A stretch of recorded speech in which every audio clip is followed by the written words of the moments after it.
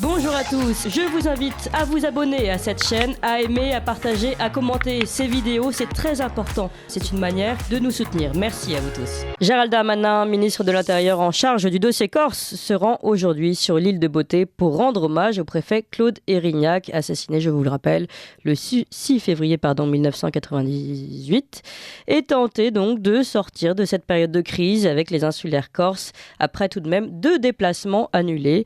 Je vous rappelle qu'au cours de l'année 2022, Yvan Colonna, qui a donc été condamné à réclusion criminelle à perpétuité pour l'assassinat du préfet Érignac, avait été agressé mortellement dans sa cellule de prison d'Arles le 21 mars 2022, dans des conditions de surveillance et de protection qui interrogent toujours la question donc de la situation des prisonniers dits politiques, en tout cas corse sur le continent, a ainsi été posée, une question qui concernait également et qui concerne encore d'ailleurs Alain Ferrandi et Pierre Alessandri, les autres condamnés de l'affaire Érignac. De nombreuses manifestations s'en étaient suivies après l'assassinat d'Yvan Colonna. Gérald Darmanin avait été envoyé déjà une première fois pour calmer les tensions et assurer que les promesses d'évolution institutionnelle de l'île seraient tenues. Je vous cite un tout petit bout de son discours de l'époque. Le président de la République m'a chargé pour la première fois dans l'histoire des gouvernements de la Ve République d'avancer vers l'autonomie. Voilà, le mot était lâché. Il faut désormais définir ce qu'est l'autonomie. Ça peut être un statut, et la polynésienne, comme il en existe dans la Constitution, ça peut être un statut sui generis. Ce sera au président d'en décider. Voilà de grandes annonces à l'époque de Gérald Darmanin. Sauf que depuis, le dossier n'a pas beaucoup avancé. 2 fois déjà, Gérald Darmanin a annulé sa venue en Corse. Alors voilà, l'annonce de cette venue, ainsi que celle de la semi-liberté accordée à Pierre Alessandri, sont vues pour le moment comme des signes d'apaisement, et l'attente du discours de Gérald Darmanin aujourd'hui sera très suivie. Alors que faut-il attendre justement de cette visite et où en sont les différents dossiers, et finalement quelle est la raison première du malaise corse? C'est surtout ça que nous tentons de comprendre avec nos 2 invités, Paul-François Paoli et François Pupponi. Bonjour François Pupponi. Bonjour. Merci beaucoup d'être avec nous aujourd'hui. Vous êtes d'origine corse, ancien maire de Sarcelles, ancien député du Val d'Oise, auteur de Émirat de la République et récemment Lettres à mes compatriotes musulmans aux éditions du Cerf. Et puis nous sommes également avec Paul-François Paoli. Bonjour Paul-François Paoli. Bonjour. Vous êtes écrivain, journaliste, chroniqueur, vous écrivez régulièrement pour la Revue des Deux Mondes et le Figaro littéraire, et auteur, je vais citer le livre qui est en lien avec la Corse, France, Corse, je t'aime, moi non plus, aux éditions de l'Observatoire, et dernièrement, je crois que c'est votre dernier livre, Au pays des rivières, édition Barilla. Alors peut-être, je vais demander d'abord à François Pupponi de revenir. Alors j'ai résumé très rapidement ce qui s'était passé en 2022, où vous avez reçu à cette époque les différentes tensions, la question très importante des statuts, et vous aviez fait partie d'une commission d'enquête sur le sujet des statuts de prisonniers politiques. Est-ce que d'ailleurs cette enquête, cette commission a avancé ? Oui, elle avance. Elle démontre qu'il y a eu des fautes des services de l'État, de surveillance en prison, puisque l'État est responsable des personnes incarcérées. Et elle a l'air de démontrer que les services de renseignement savaient tout à fait la dangerosité d'Elongabé, l'individu qui a assassiné Yvan Colonna, oui, et que tous les messages n'ont pas été passés à l'époque. Donc il reste des parts d'ombre, des zones d'ombre, mais effectivement, on en sait un peu plus maintenant de cette commission et elle continue à travailler. D'accord, donc elle est toujours en cours en tout cas. Alors, quelles sont, selon vous, aujourd'hui les attentes des Corses vis-à-vis de Gérald Darmanin ? Écoutez, d'abord, la demande des Corses, c'est de dire il faut, entre guillemets, terminer la terrible affaire Érignac, l'assassinat du préfet Érignac. Les deux du commando qui sont encore vivants demandent juste l'application du droit pour qu'ils puissent être libérés, puisqu'ils ont droit maintenant à la libération. Les juges des antiterroristes ont longtemps refusé cette libération, et puis la semaine dernière, pour Pierre Alessandri, elle a été autorisée en semi-liberté. Et le 23 février, tout le monde attend la décision pour Alain Ferrandi. Si effectivement les 2 condamnés sont libérés conformément au droit en vigueur, on peut imaginer que l'on retrouve un dialogue entre la majorité nationaliste et le gouvernement, mais se pose la question maintenant des indépendantistes qui sont exclus de ce processus de discussion, et on a vu que depuis plusieurs semaines, les attentats ont repris sur l'île. Ouais. Paul François Paoli, selon vous, pour régler les tensions entre la Corse et le gouvernement, et notamment dont Gérald Darmanin qui est en charge de ce dossier, c'est avant tout régler l'affaire Erignac et éventuellement ces questions de libération des deux derniers condamnés? Oui, moi je n'ai rien à rajouter par rapport à ce que dit François Pupponi, je suis d'accord.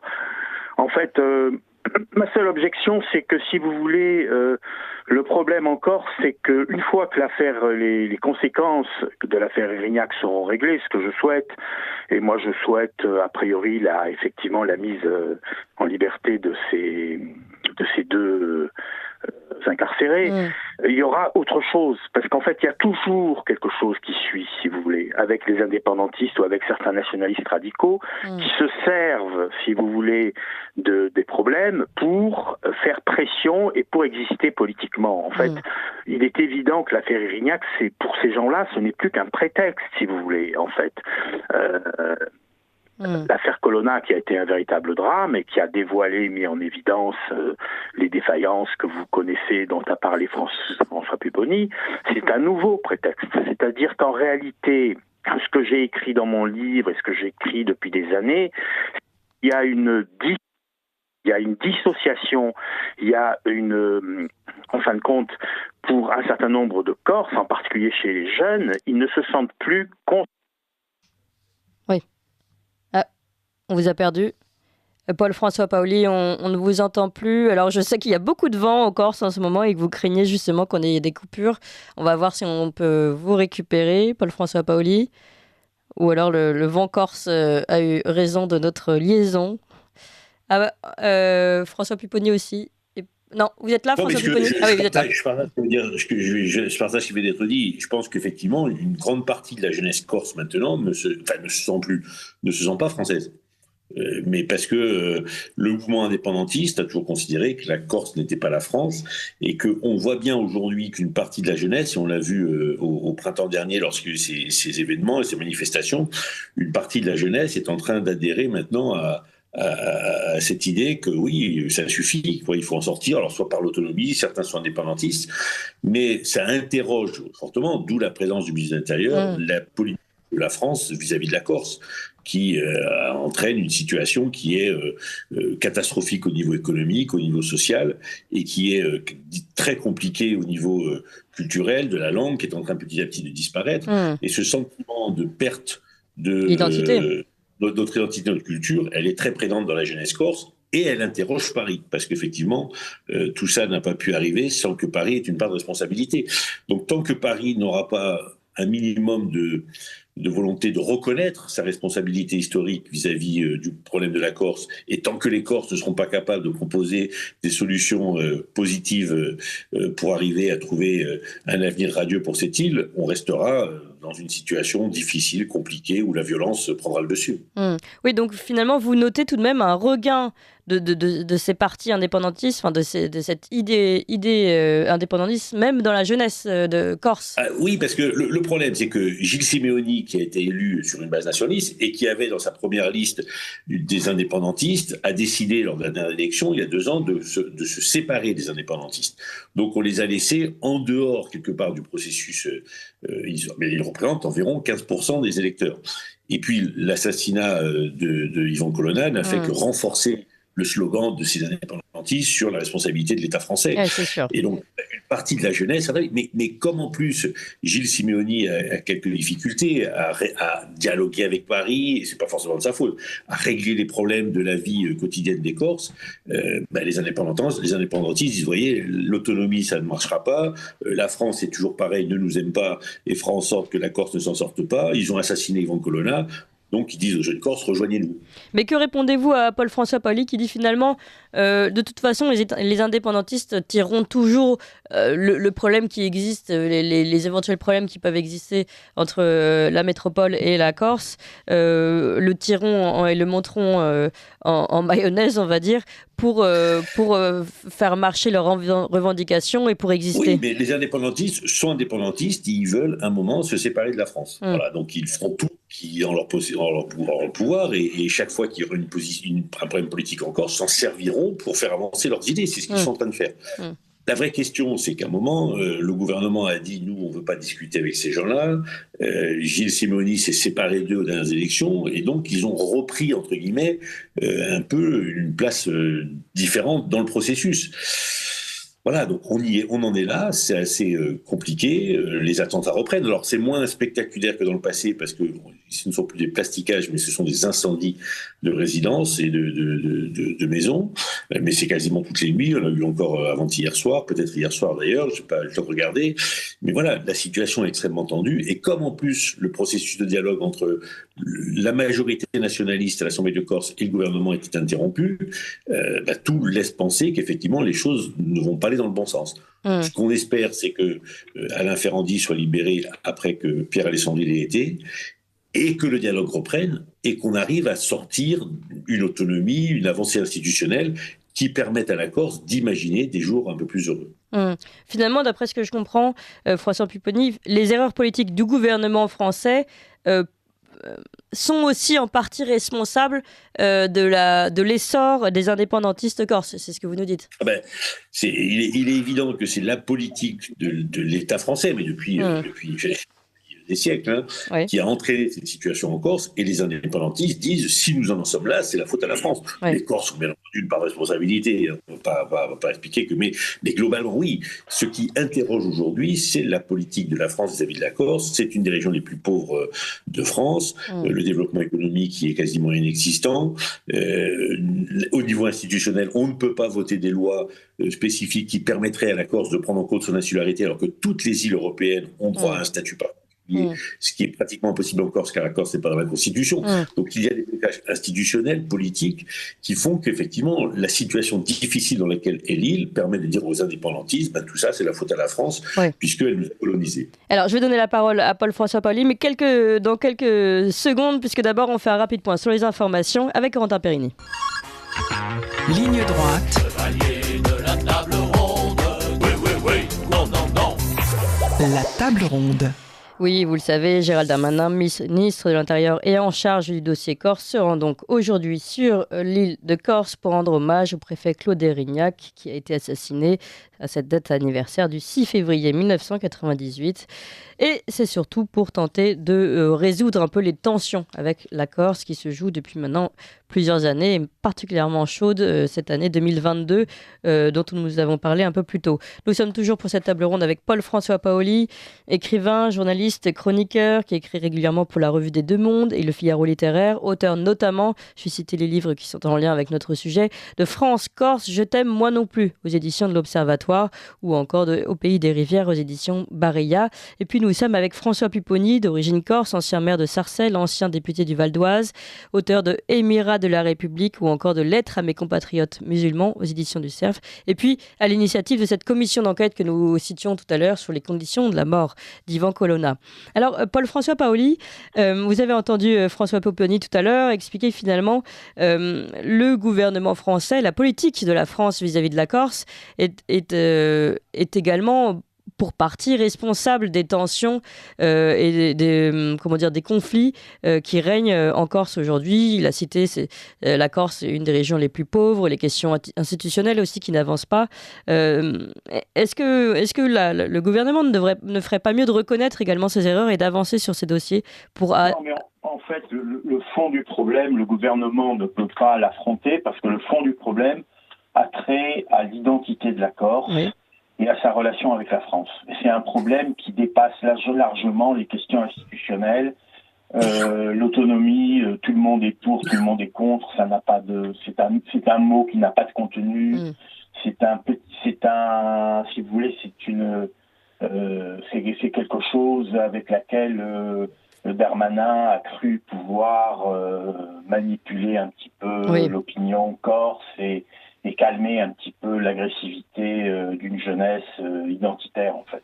Oui. Le fond du problème, c'est est-ce qu'il existe, c'est l'existence historique d'un peuple corse.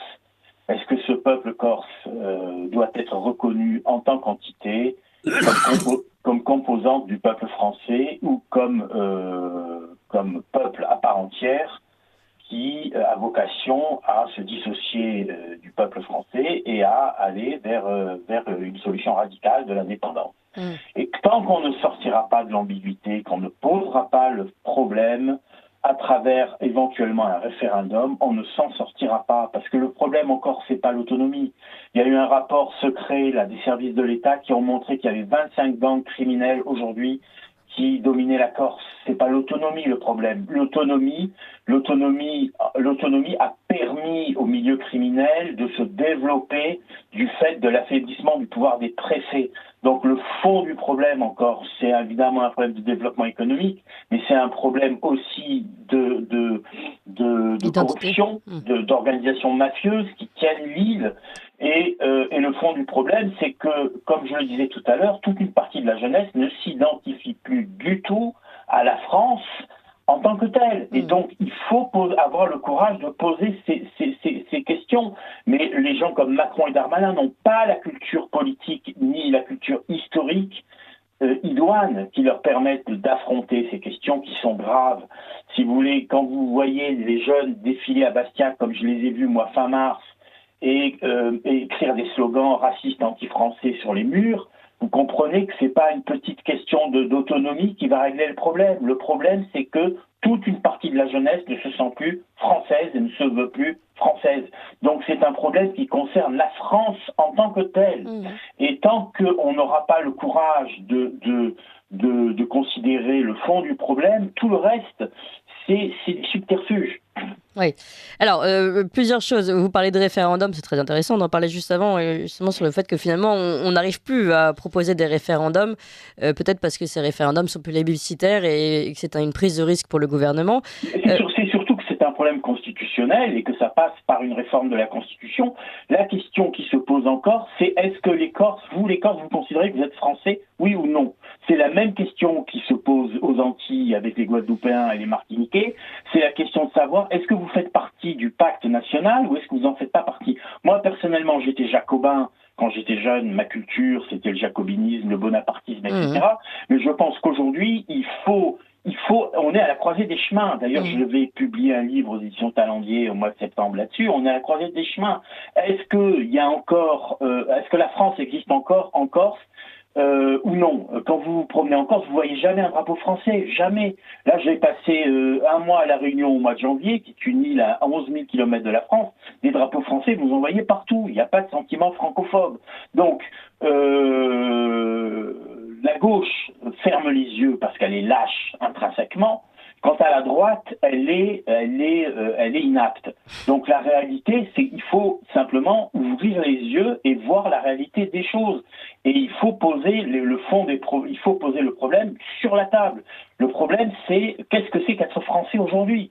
Et le problème corse rejoint le problème français. Vous avez beaucoup de gens en France aujourd'hui qui ont la nationalité française, mais pour eux, c'est une nationalité, c'est une citoyenneté, ce n'est pas une identité. Vous avez ça aussi en Bretagne, vous avez des gens qui vous disent j'ai la nationalité française, j'ai la citoyenneté française, mais ma nationalité, c'est le breton, c'est l'identité bretonne. Oui. Donc en Corse, vous avez ça depuis 40 ans, et on n'ose pas voir les choses telles qu'elles sont. La réalité, c'est est-ce que le mot de français en Corse existe encore hors d'une formalité administrative? Il est là le fond du problème. Et Simeone, qui est très intelligent, il a très bien compris. Il essaye de s'en sortir. Il est coincé parce qu'il est coincé. Il est tenu par les indépendantistes qui, eux, veulent un pouvoir mafieux en Corse parce qu'on sait très bien que les indépendantistes sont liés au milieu criminel en Corse et à certains groupes et à certains gangs qui sont carrément mafieux. Et donc, il essaye de sortir de cet imbroglio. Mais vous savez, les Corses sont pas dupes. Les Corses sont pas dupes. Ils sont dupes ni de Gérald Darmanin, ni de Gilles Simeoni. Oui, alors c'est intéressant, vous avez élargi sur la Bretagne et je fais une petite parenthèse avant de redonner la parole à François Pupponi. Nous avions reçu récemment ici un président d'une association de défense de la langue occitane qui nous expliquait à quel point finalement les écoles et l'apprentissage de ces langues locales était de plus en plus compliqué. Même donner un prénom local était de plus en plus compliqué. En France, peut-être parce que justement le gouvernement veut freiner l'existence de ces identités-là. Et puis alors en plus, il soulignait le paradoxe, le fait qu'on était complètement soumis à une culture américaine, mais on n'arrivait pas à défendre nos propres cultures régionales. Est-ce que c'est pas aussi ça le défaut de la France depuis le début, finalement, de se tromper dans les luttes, dans les identités, François Pupponi? Mais je pense qu'effectivement, c'était juste avant. On a un problème. L'État est en déliquescence, et plus l'État est en déliquescence, et plus les préfets, qui perdent tous les jours de leur pouvoir, veulent rouler des mécaniques en disant l'État c'est nous et nous allons voir ce que vous allez voir. Et donc il y a une espèce de raidissement de l'appareil d'État, et alors c'est encore plus prégnant en Corse, une espèce de raidissement de l'appareil d'État, des préfets qui surjouent par rapport à une revendication des élus locaux, des élus territoriaux et des habitants d'avoir des réponses locales et territoriales plus adaptées à leurs problèmes. Et donc l'État dit mais non, vous allez voir, nous n'avons rien lâché. Et donc entre un État jacobin qui a perdu, qui est en déficit, qui est en déliquescence, mais avec des préfets qui continuent à faire croire que tout va bien et que l'État va tout régler, qui a été d'ailleurs voulu un peu par le président Macron, qui a cru un moment, surtout avec son premier mandat, que c'était avec l'appareil d'État, sans les élus, qu'il allait régler le problème de la France. Or, on s'est aperçu que l'État n'est plus en capacité de le faire, n'est pas en capacité de le faire.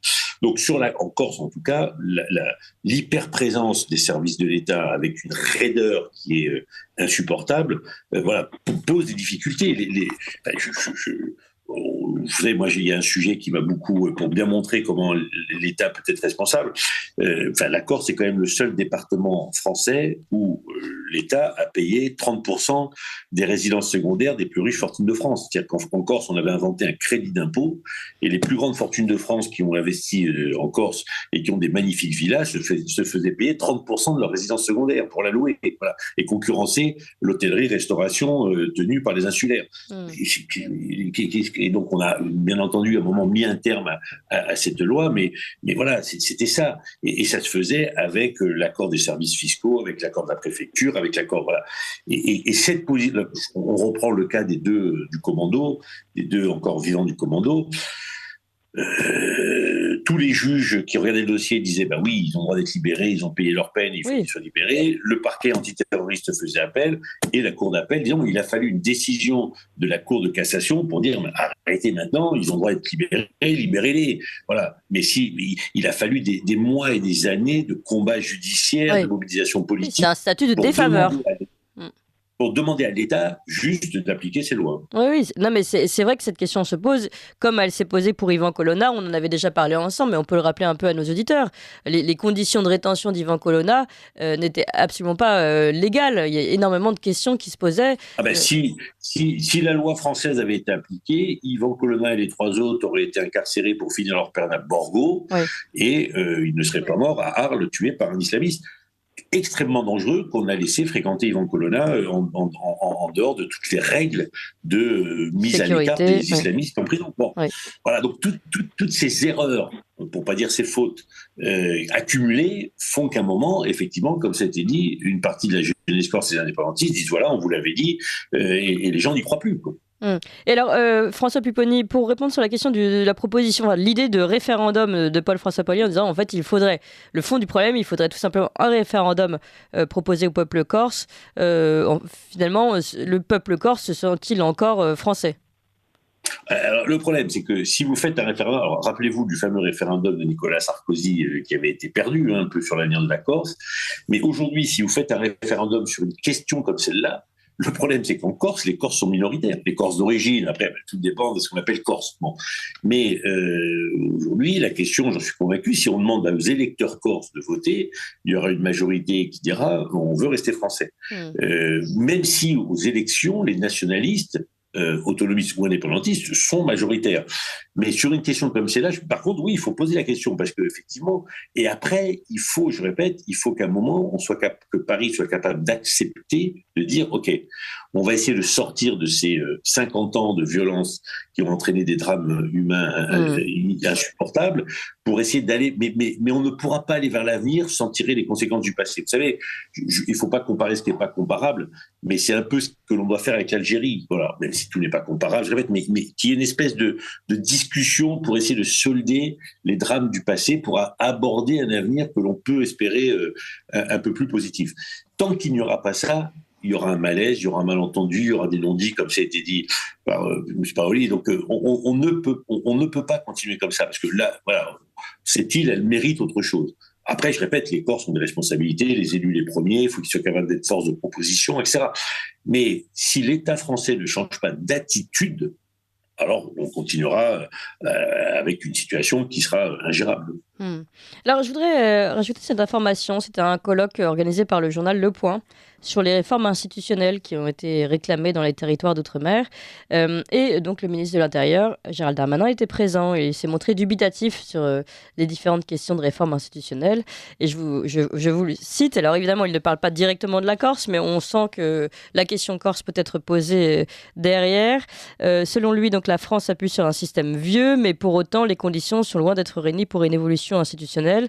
Je le cite, « Il faut savoir dire, vous n'aurez d'autonomie demain que si vous êtes capable de produire ce que vous mangez, ce que vous consommez comme électricité, et c'est par la richesse économique que vous aurez les recettes, pas par les subventions, car si la France s'en va de ces territoires, qui va venir si vous n'êtes pas capable de vous développer ?» Et un petit peu plus loin, il parle réellement de la Corse cette fois-ci. Ce sujet institutionnel est un sujet d'élus, et malheureusement, je constate la même chose en Corse. C'est un sujet d'élus qui ne veulent pas toujours appliquer les compétences qu'on leur a données. Paul-François Paoli. Oui.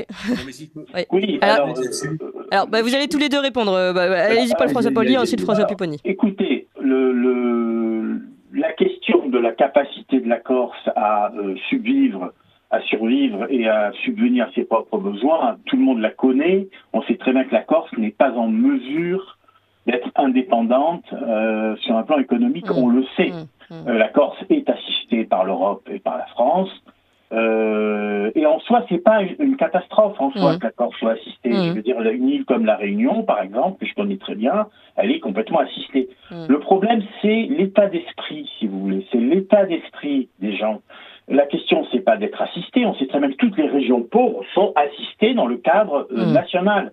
Il y a une solidarité qui fonctionne, qui doit fonctionner, et il n'y a rien de scandaleux dans ce registre-là. La question, c'est qu'est-ce que c'est qui lie la Corse à la France? Si c'est simplement un réalisme économique et social, le fait d'avoir la carte vitale et de la sécurité sociale, c'est indigne. Je veux dire, c'est indigne de la France et c'est indigne des Corses. La question, c'est qu'il y a, depuis Saint-Pierre aux Corses au XVIe siècle, depuis Pascal Paoli, depuis Napoléon Bonaparte, il y a eu un lien, une association entre la Corse et la France qui s'est construite à travers l'histoire.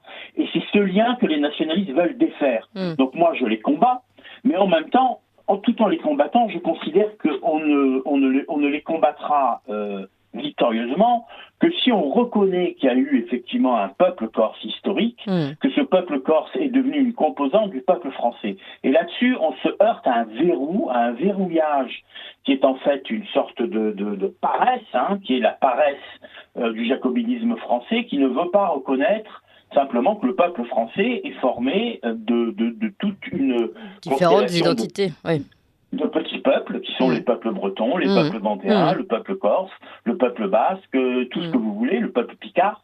Alors, et bien sûr, je sais qu'il y a des gens qui vont dire, mais attention, si on reconnaît aux Corses le peuple, la notion de peuple corse, on va devoir le faire pour les autres. Et alors, en quoi est-ce que ça met en danger l'existence de l'unité nationale? Ce qui met en danger l'existence d'une unité nationale, c'est le fait de créer des ressentiments identitaires qui crée ensuite des mouvements indépendantistes. François Pupponi. Non, mais ce que dit le ministre, pour qui j'ai beaucoup de respect, mais c'est ce qui excite encore plus, énerve encore plus les Corses. Le discours, c'est vous avez déjà des pouvoirs, vous ne les exercez pas, donc vous n'êtes pas capable d'être autonome encore plus. Voilà. Mais qu'à Paris arrête de gérer, est-ce qu'on fait dans notre région? Je suis pas sûr. Est-ce que le ministre va vérifier dans les autres régions si les élus sont compétents? C'est pas son problème. Les élus, ils ont été élus par le peuple. Tous les 6 ans, ils remettent devant le peuple leur mandat. Et si le peuple n'est pas content, ils changent d'élu. Voilà. Mais après, c'est pas au gouvernement à décider s'il y a des élus compétents, d'autres qui ne le sont pas, et à qui on donne du pouvoir. C'est pas comme ça que ça se passe dans une république décentralisée. Donc ça, ce discours-là, il est lancinant, mais il est un peu sur. La vraie question, c'est que contrairement à la rumeur, Moi, j'ai sorti les chiffres et Gilles Simeoni les a récupérés et le ministre a été obligé de les reconnaître. Les impôts payés par les Corses en Corse correspondent à peu près à ce que Paris donne aux Corses. Donc globalement, contrairement, on pensait qu'au contraire, il y avait une manne financière exceptionnelle et que la Corse coûtait beaucoup. Non, la Corse, ils payent des impôts et globalement, ils payent des impôts nationaux. Et ce qui revient de Paris, c'est pour globalement les impôts payés. Donc les Corses disent après tout, puisqu'on paye nos impôts, laissez-nous nos impôts et puis laissez-nous gérer nos affaires. Nous, on n'a pas besoin de vous. Laissez-nous tranquilles, puisqu'on est capable de payer nos impôts. Et donc, ce rapport il était biaisé entre la France et la Corse, puisque tout le monde disait, mais les Corses, ils coûtent très cher. Mais bien, pas tant que ça.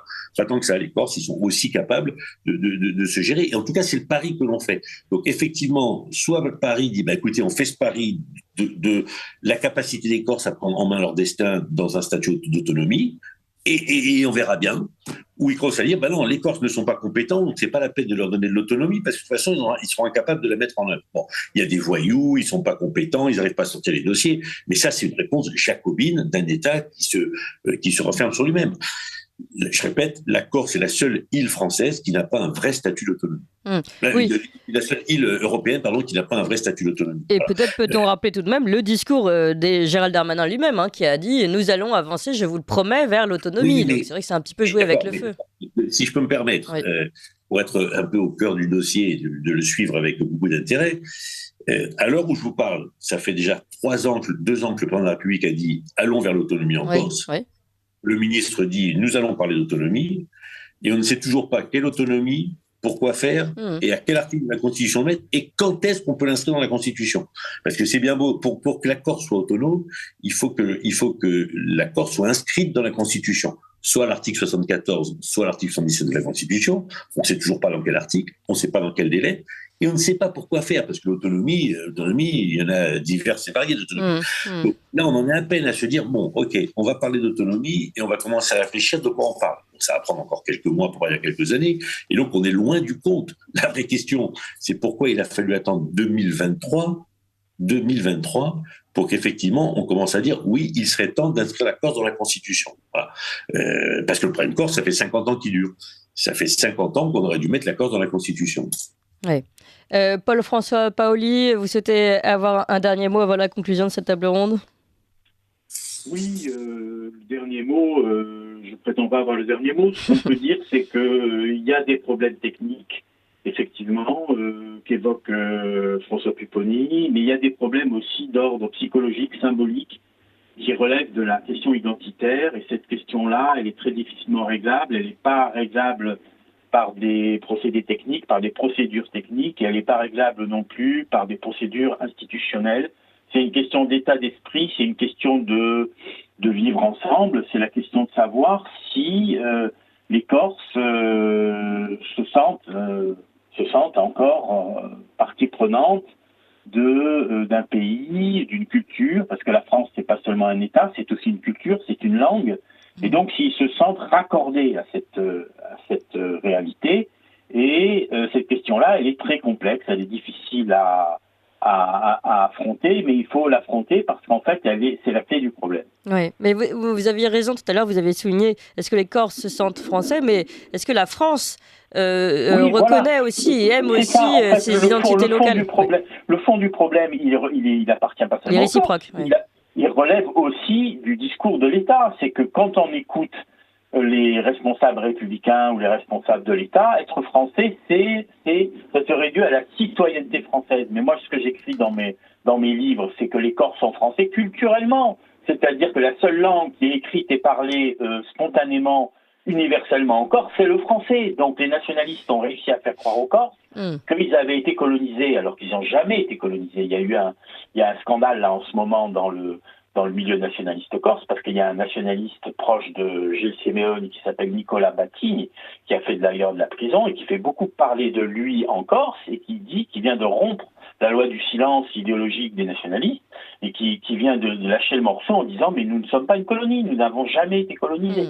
Ce que je m'exprime à écrire depuis 30 ans dans mes bouquins, à savoir que la Corse a été acculturée à la France, elle n'a pas été colonisée. Les Corses n'ont jamais été des sous-citoyens, au contraire, ils sont devenus des citoyens français, ils ont conquis l'État français d'une certaine manière historiquement.